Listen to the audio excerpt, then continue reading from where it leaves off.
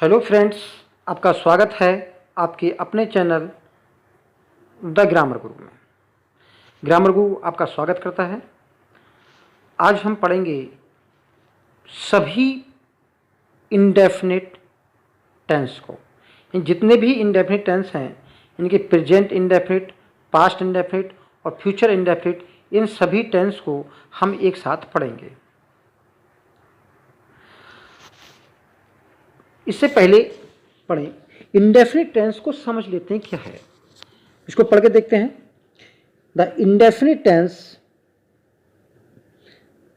The indefinite tense describes actions without specifically stating whether the actions are completing or ongoing। इनके indefinite tense का अर्थ होता है अनिश्चित काल। इसमें काम का होना तो पाया जाता है, लेकिन एक्शंस आपके यानी जो कार्य हो रहा है वो कंप्लीट हो गया है या अभी भी जारी है, इस बात का पता इस टेंस में नहीं लगता। एग्जाम्पल लें। एग्जाम्पल में आप देखिए, जैसे सूरज पूरब में निकलता है, पूरब में निकलता है, ये एक काम बताया गया है। निकलता है, क्या आज सूरज निकलेगा? भाई हर रोज निकलता है, आज निकलना चाहिए, लेकिन आज बादल हैं तो आपको दिखाई नहीं देगा। तो आज निकलेगा या कल नहीं निकलेगा, इसका कोई पता नहीं रहता। काम निकला या नहीं निकला ये भी पता नहीं रहता। तो इनके जो इंडेफिनिट टेंस होता है उसमें काम का होना तो पाया जाता है, लेकिन काम का पूरा होना या काम अभी भी जारी है, इस बारे में कोई डेफिनिट नहीं कहा जा सकता। इसलिए इसको हम इंडेफिनिट टेंस कहते हैं। इंडेफिनिट आपके जो टेंस होते हैं वो तीन प्रकार के होते हैं: प्रेजेंट इंडेफिनिट, पास्ट इंडेफिनिट, ये स्पेलिंग गलत हो गई है, और फ्यूचर इंडेफिनिट। यानी कि तीन प्रकार के आपकी टेंस इंडेफिनिट होते हैं। अब एक बात और समझ लीजिए, जब हम इंडेफिनिट सीखेंगे, अब सभी को हम एक बार सीख रहे हैं और हम ये भी कह रहे हैं कि हम ट्रिक के द्वारा सीखेंगे, फिर उसके लिए हम मोटे मोटे तौर पर समझ लें, अच्छी तरह मोटे तौर पर समझ लें कि जो टेंस होता है वो टेंस क्या होता है? वर्ब को टेंस कहा जाता है। किसको टेंस कहा जाता है? टेंस कहा जाता है वर्ब को। यानी कि वर्ब ही हम समझ लें तो हम टेंस समझ लेंगे। अब ध्यान दीजिए, हमारे पास ये वर्ब है गो। गो वर्ब की हमने फॉर्म ली है, फर्स्ट फॉर्म गो और इसका एक वचन गोज होता है, सेकंड फॉर्म वेंट और थर्ड फॉर्म गॉन, और एक है इसकी आईएनजी फॉर्म, वो है गोइंग। ये आपकी जो है चार फॉर्म हो गई, जिसमें ईएस लगा लीजिए तो पांच फॉर्म हो गई। तो हमको वर्ब समझना है, तो वर्ब ही आपका क्या होता है? वर्ब ही आपका टेंस होता है। पढ़ा होगा आपने बहुत सारी किताबों में वर्ब टेंस। तो इस बात को आप अच्छी तरह समझ लीजिए कि वर्ब ही आपका टेंस होता है।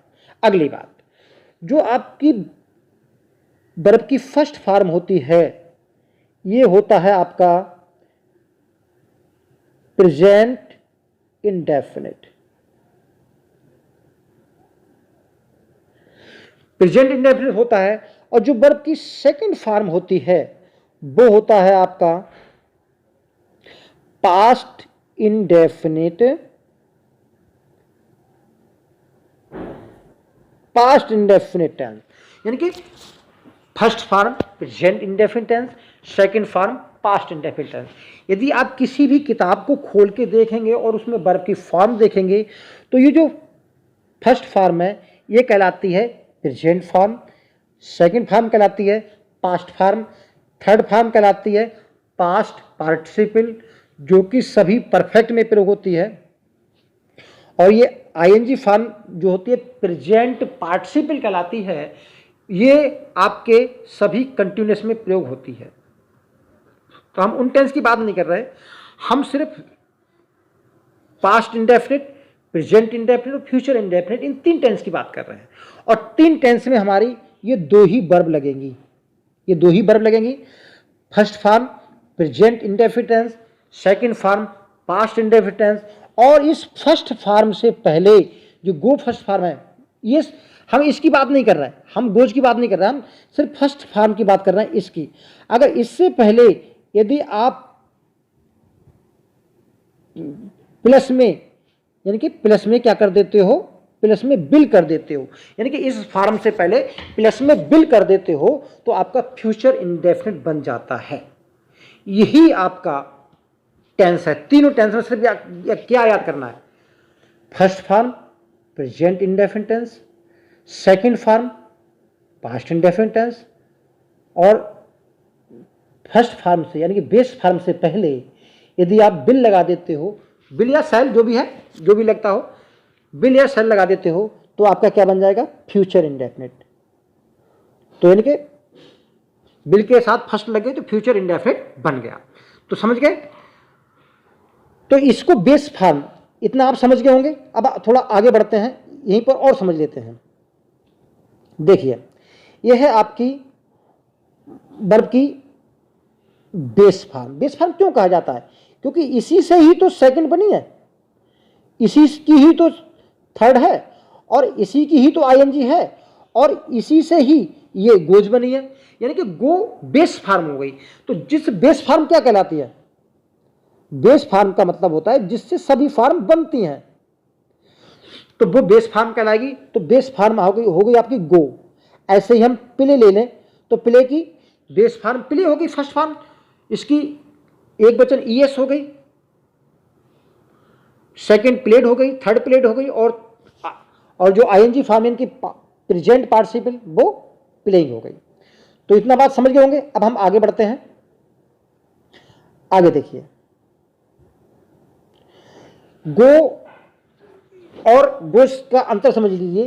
भाई गो है आपका बहुवचन रूप, तो ध्यान रखिए बहुवचन रूप क्या होता है, यानी क्रिया को जो बहुवचन कर्ता के साथ क्रिया प्रयोग होती है वो बहुवचन रूप कहलाता है। यहां समझ लीजिए, जैसे ये है काऊ, काऊ को जब हम बहुवचन बनाते हैं तो क्या बनता है, तो उसका बहुवचन बनता है काउज। यानी कि नाउन में एस और एस लगाते हैं तो हम उसको प्लूरल बन जाता है, लेकिन वर्ब में थोड़ा उल्टा है। वर्ब में जो वर्ब की फर्स्ट फॉर्म होती है वो तो बहुवचन होती है, लेकिन इसमें प्लस एस या एस कर लेंगे तो वो सिंगुलर बन जाएगी। क्या बन जाएगी, सिंगुलर। यानी कि जो गोज है वो आपकी सिंगुलर फॉर्म है। तो कहने का मतलब है क्रिया की जो फॉर्म बनाते हैं वो एस और एस लगा के बनाते हैं, तो वो आपकी सिंगुलर फॉर्म कहलाती है। इतना उम्मीद है समझ गए होंगे। तो हम प्रेजेंट इंडेफिनिट टेंस की चलते हैं। तो प्रेजेंट इंडेफिनिट टेंस में आपको एक ही रूल याद करना है, कौन सा वाला, जैसा करता वैसी क्रिया, एक वचन करता एक वचन क्रिया, बहुवचन करता बहुवचन क्रिया। ये बात आप रट लीजिए। प्रेजेंट इंडेफिनिट टेंस कभी भी नहीं भूलेंगे, क्योंकि इसमें सिर्फ क्रिया का फर्स्ट और यस फॉर्म लगती है। इसमें इज, एम और आर किसी भी क्रिया के साथ जिसका अर्थ है या हूं और है होता है वो नहीं लगता है। तो इस बात को ध्यान रखेंगे। केवल क्या लगना है, केवल लगना है वो लगना है वर्ब की, वो लगना है वर्ब की फर्स्ट फॉर्म या वर्ब की ईएस फॉर्म प्रेजेंट इंडेफिनिट पे। ठीक। तो जैसा करता वैसी क्रिया, एक वचन करता एक वचन क्रिया, बहुवचन करता बहुवचन क्रिया, यही तो हुई।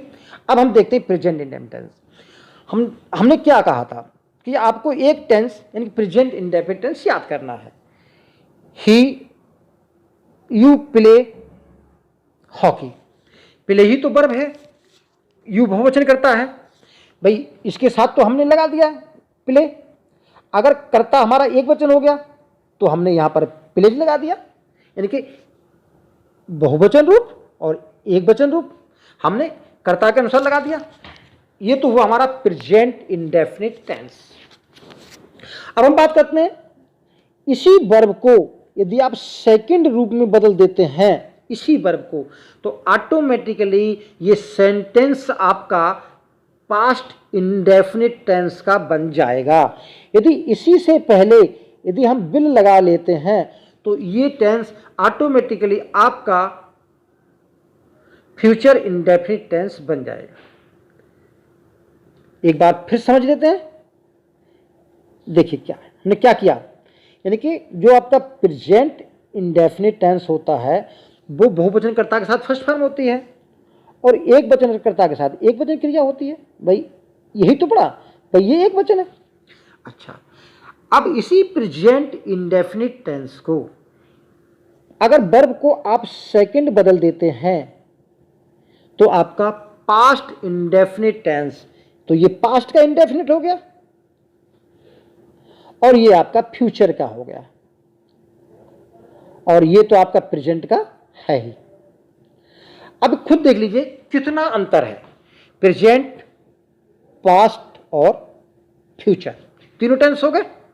यही केवल इतना ही आपका तीनों इंडेफिनिट टेंस है, सिर्फ इतना ही है, इससे ज्यादा कुछ नहीं।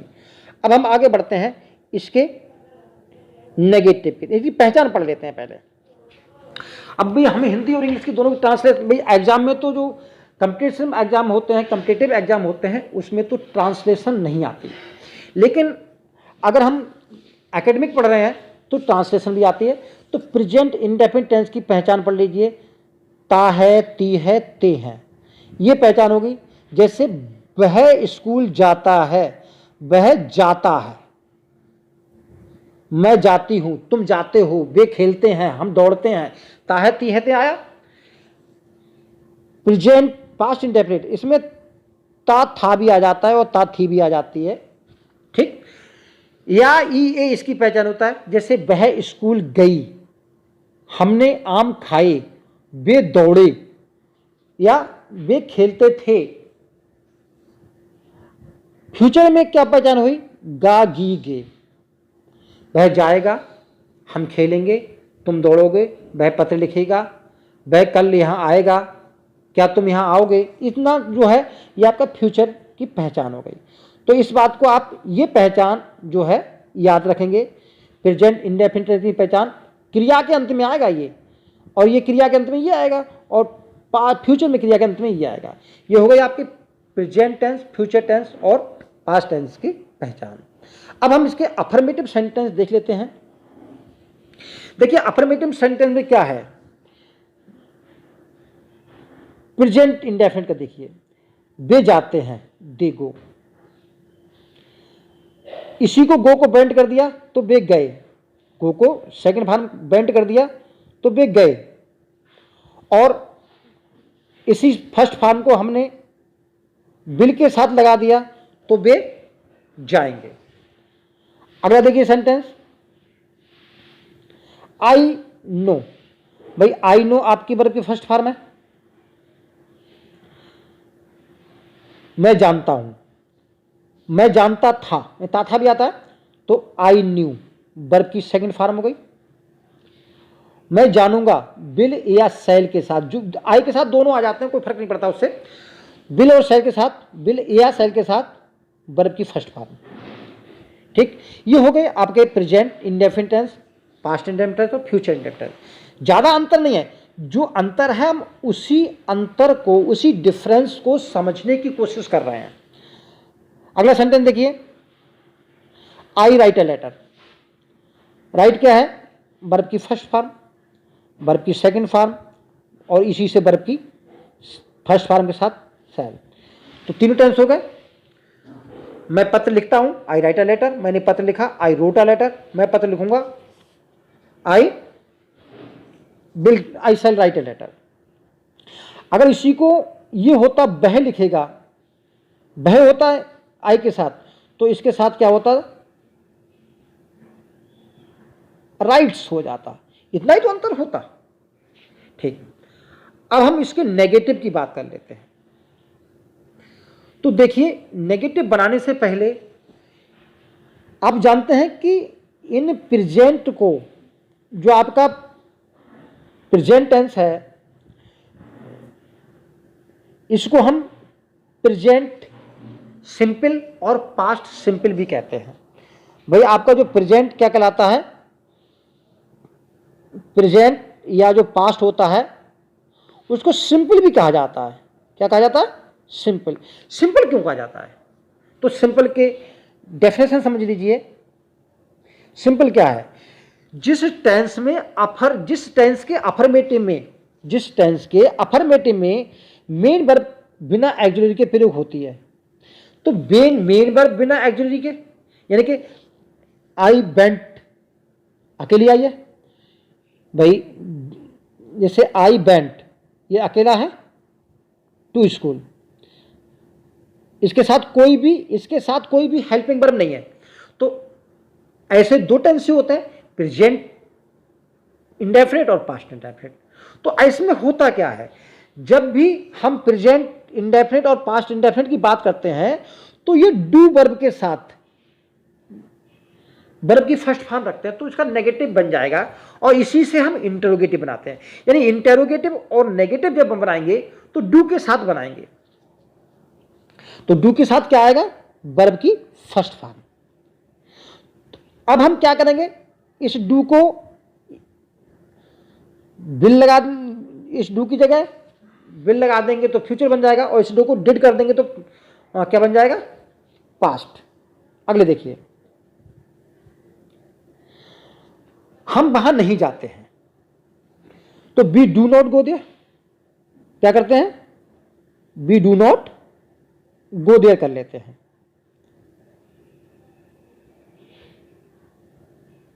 वी डू नॉट हो गया। अब इसी डू को अगर डिड कर देते हैं तो आपका पास्ट इंडेफिनिट बन जाएगा। तो ध्यान रखिए, अगर डिड आ जाती है तो डिड अपने आप में वर्ब की सेकंड फॉर्म है।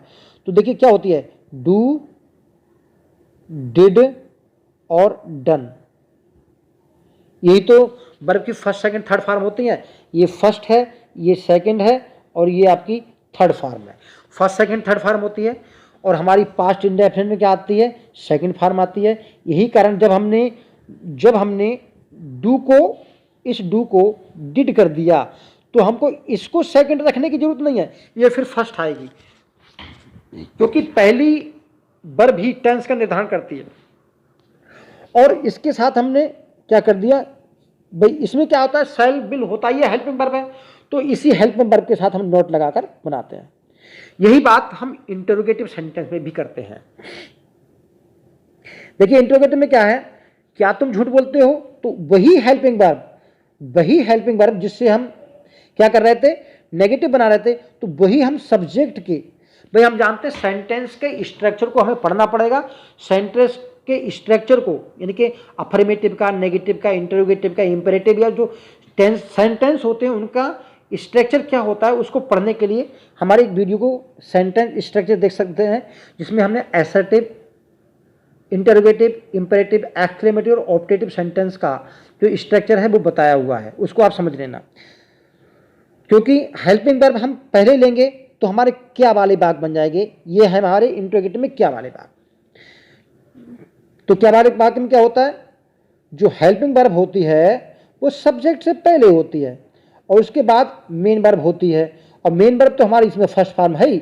और हेल्पिंग वर्ब के लिए हमने डू, डज, डिड और विल रखना है, ये तो रखना है भाई। डू डज सिंगुलर हो गई, डिड उसका सेकंड फॉर्म हो गई और विल फ्यूचर में लगती ही है, तो इसको ध्यान रखेंगे। तो हमने क्या किया है, हमने डू को डिड किया है और यहां पर विल रख दिया है। तो ये हम जो असर्टिव सेंटेंस है उसके अगले do, does, do, did, will और डज रख देंगे तो हमारा इंट्रोगेटिव बन जाएगा। तो क्या तुम झूठ बोलते हो, डू यू टेल ए लाई, पास होता है क्या तुमने झूठ बोला, डिड यू टेल ए लाई, और क्या तुम झूठ बोलोगे, विल यू टेल ए लाई। तो जो वर्ब की फर्स्ट फॉर्म है ये देखो तीनों टेंस में एक जैसी है। टेंस का निर्धारण किससे हो रहा है, टेंस का निर्धारण होता है हमारी हेल्पिंग वर्ब से। तो डू से प्रेजेंट इंडेफिनिट, डिड से पास्ट इंडेफिनिट और विल से फ्यूचर इंडेफिनिट। अगर यही तुम की जगह ही होता तो हम क्या करते, यहाँ डू की जगह हम क्या कर देते, डज कर देते। इतना ही अंतर है सिंगुलर के लिए। अगला सेंटेंस देखते हैं, इंट्रोगेटिव। क्या तुम झूठ बोलोगे, विल यू टेल ए लाई। तुम कहाँ रहते हो, तुम कहाँ रहते हो। हम यहाँ देखिए, जब भी हम इसकी बात करते हैं तो where do you live, helping verb से पहले ही क्वेश्चन वर्ड ले लेते हैं।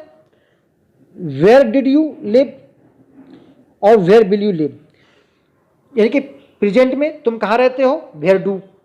तुम कहाँ रहते थे, वेयर डिड। तुम कहाँ रहोगे, वेयर विल।